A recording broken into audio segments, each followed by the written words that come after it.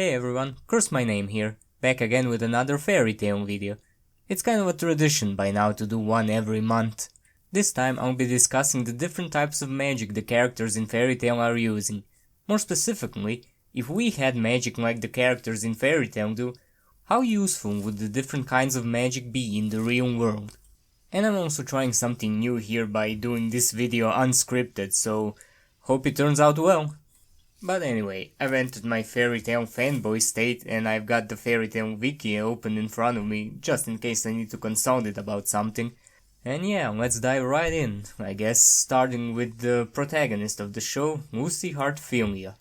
So Lucy uses celestial spirit magic, which lets her summon spirits she has contracts with from another dimension to do her bidding. And that may sound cool and all, I mean, getting to call different guys to do whatever you want. But then you remember every contract has its stipulations and you can't call every spirit whenever you want. So you may not be able to call a certain spirit at a time when you need him the most. And then there are also spirits like Aquarius that are useful only in one particular type of environment. So yeah, I'll give this magic a score of kinda not really useful. Then next let's look at the other protagonist, Natsu. He uses the fire dragon slaying magic, which, considering there's no dragons here, would not really be useful. At least the dragon slaying aspect of his magic, that is. But the other part of his abilities, which is conjuring and manipulating fire, would be pretty useful since you can do a multitude of things with fire. You can use it for cooking, drying your clothes, use it as a source of light, scare wild animals away with it, and that's just off the top of my head. Not to mention you would never be cold since you're basically a walking radiator, and you'd never be hot either because you'd get used to the heat after a while. So yeah, it gets a score of pretty damn useful, if you can take the heat. Then next, let's do Grey. Grey uses ice make magic, and later ice devil slaying magic. And they're both pretty similar, they involve manipulating ice and creating things out of ice. And I think it's a pretty cool magic, pun intended. Creating anything you want with only your imagination being the limit. And like Natsu, being an ice mage you don't have to worry about weather cause you can just make like Elsa and be like the cold never bothered me anyway. And you're a walking air condition, so you can chill on any hot summer day. So yeah, it's pretty useful. Then we have Ariza. Her magic consists of instantly switching from one suit of armor to the next, weapons included. Which would only be useful in attending a Renaissance fair, is what I would have said if she also couldn't change into regular clothes.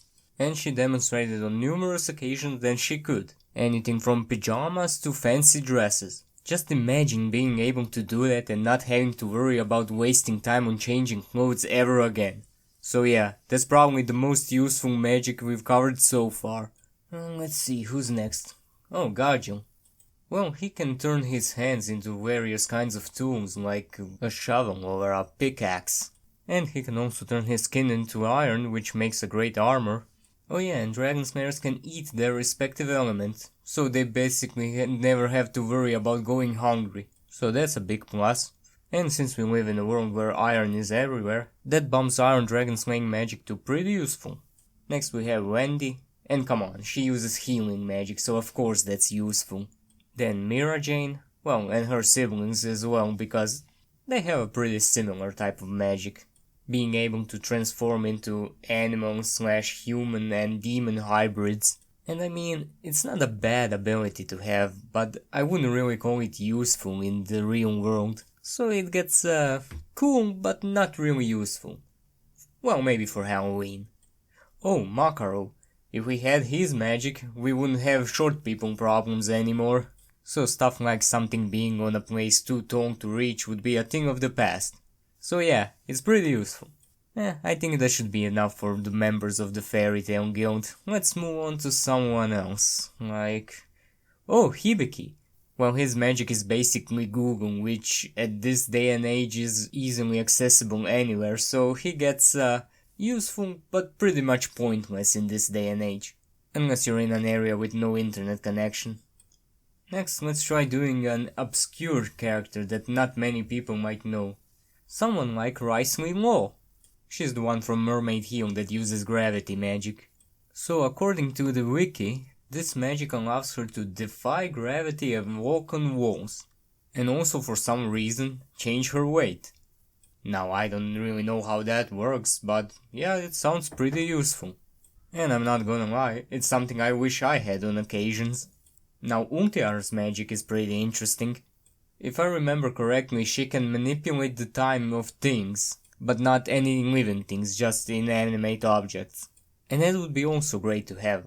I mean, if you break something, you can just turn back its time to when it was whole again. And I imagine that would be pretty useful to us ordinary folk. But pretty bad for all the corporations that depend on us spending money on buying new things. And after scrolling through the wiki, I found 2 more magic types I'd like to talk about. The first one being the one Brandish uses. So it says here in the wiki it's called Command T, but basically what it is, it's manipulation of size and mass of objects. And that also includes people too.